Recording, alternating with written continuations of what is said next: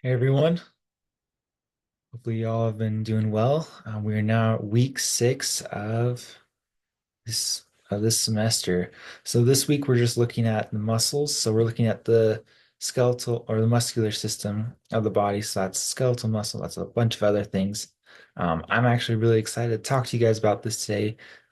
Coming from exercise science, um, muscles is kind of a big thing for us. Looking at the physiology, looking at the biomechanics, all that stuff. So I'm actually really excited for this topic.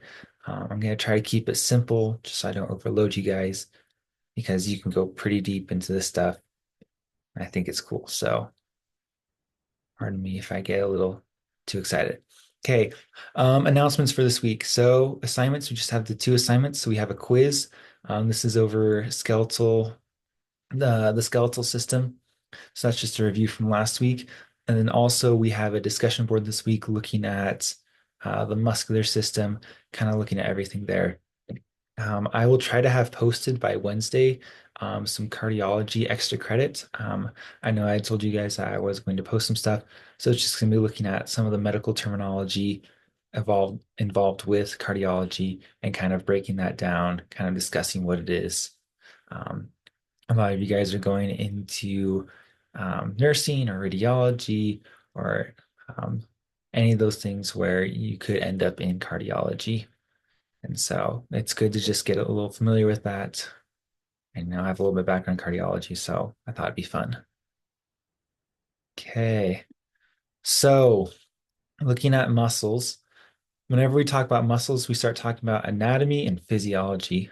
And so, kind of, what's the difference with those two? So anatomy is looking at the physical structure of the muscle. It's kind of it's the physical thing. It's what's actually there. But when we start looking at the physiology compared to the anatomy, the physiology is kind of what's going on inside. It's the movement of the muscle. It's how it works. It's the kind of the how, the why. So the anatomy is the what, and then the physiology is the how and why. And so your textbook will break that down a little bit more and kind of go over that a bit as well. So you have three types of muscle. So the first one is your skeletal muscle. This is all voluntary. So this is like your biceps, uh, your leg muscles, all those different muscles. Those are voluntary. Then you have your smooth muscle. Your smooth muscles you see with a lot of your other body systems. So it's pretty common in the cardiovascular system. Um, your blood vessels are actually lined with smooth muscle, and then also your digestive tract. And so these function without any conscious thought. They just kind of work on their own. You don't actually control your body; just auto regulates. And so you tend to see it in areas where it has to be constantly working because it holds up pretty well over, it works for a long time without getting fatigued. And also you see in areas where you need that automatic regulation without conscious thought. And the third one is cardiac muscle. So that's what you see specifically with the heart, the muscles of the heart with contraction and everything. And so with these different groups, you can break them down further. There's, depending on who you ask, there's 3 to 4 different types of skeletal muscle based on kind of how they function, how quickly they fatigue. Cardiac tissue, you can get up to 3 types of cardiac tissue. So it's pretty cool stuff. But that's kind of the basic breakdown of the different types of muscles. So with muscle function, you get what's called antagonistic pairs. So you have an agonist, which is the primary mover, and the antagonist, which is on the other side. So a perfect example is actually we'll use your leg. And so the glute is when you're doing extension, which is the image on the right, or sorry, that is, yes, sorry, that is extension of the leg. Sorry, it's early morning. And so with extension of the leg, the glute is the primary mover. It's the agonist. And so as the glute contracts to extend the leg, you actually see the quads loosening or releasing as the antagonist. And so the job of the antagonist is actually help stabilize that motion. And so if any of you guys end up in exercise science or biomechanics, you'll talk about eccentric and concentric and isometric contractions and how those different types of contraction can actually relate to movement of the muscle and how it can be used to help prevent injury in athletes or other populations. Um, Athletes and then geriatric populations both very much benefit from the different types of motion. And then you also have what are called synergists. And so the synergists actually help the primary mover in its motion. And so usually they're a lot smaller and they kind of play multiple roles. They help with movement, kind of add that little bit extra oomph sometimes, but they also help with stabilization. And so they're not directly involved. And so when looking at the leg, the glute is the primary mover, but the hamstring is a synergist and can help with that, help stabilizes the joint. And then sometimes you'll actually see movement dysfunction where the hamstrings will take over the role of the glute.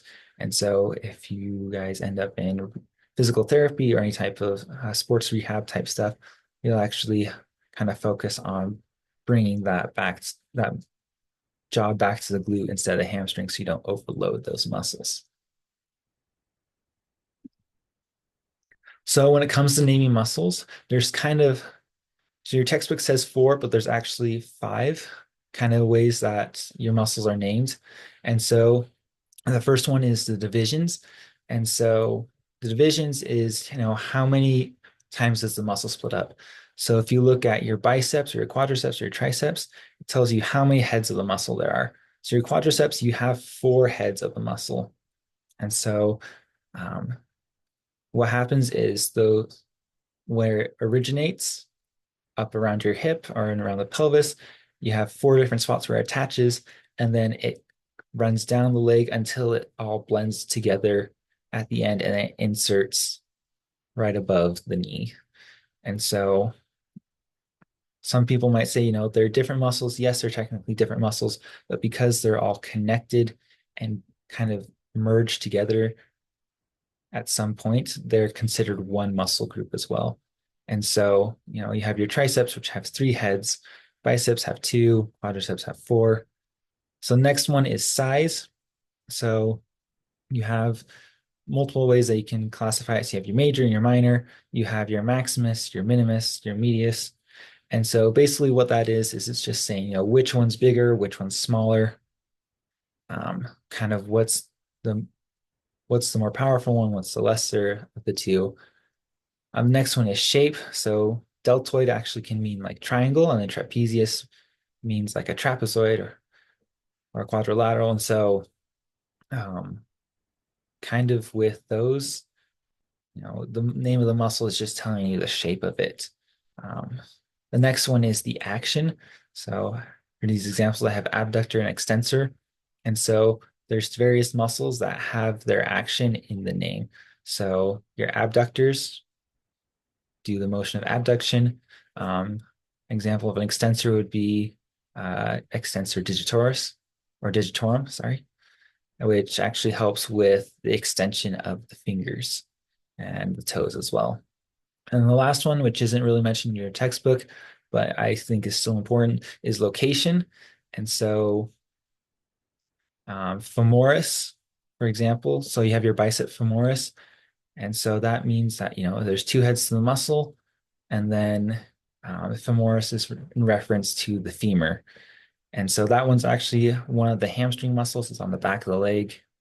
And so for those of you that are going to take the 300 level anatomy, which is the advanced A&P class, understanding these is actually super important because it's kind of like a little cheat code to help you memorize the muscles a lot faster and understand where they're at, what their purpose is. Um, it just kind of knowing what that is and understanding how to break that all down actually will give you a little bit of an edge in that class.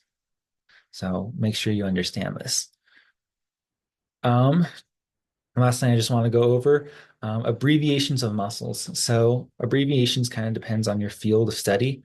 Um, so if you're in a operating room versus a physical therapy clinic, It'll depend on abbreviations. So for example, when I worked in a PT office, working as a technician for a physical therapy clinic, we would say VMO, which is the vastus medialis oblique, which is the innermost head of the quad.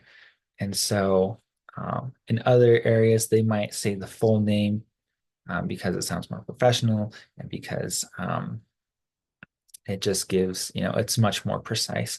And so for your assignments, I expect you guys to not use the abbreviations. I expect you to list out the full name. So if you said VMO on the discussion board this week, I would dock you points. You said vastus medialis oblique, you'd get the points. So just practice using the full name. And this is also just practice for later classes. I know that the anatomy instructors are very particular about using the full name and using the correct name, not just the common name or the abbreviation. When I say common name, that's like saying your Achilles tendon, um, because a lot of people refer to that tendon on the back of your ankle or your heel as the Achilles tendon, but the actual anatomical term is the calcaneal tendon. And so make sure that you're using the accurate term, that you're using the anatomical term and not the common term or the abbreviation.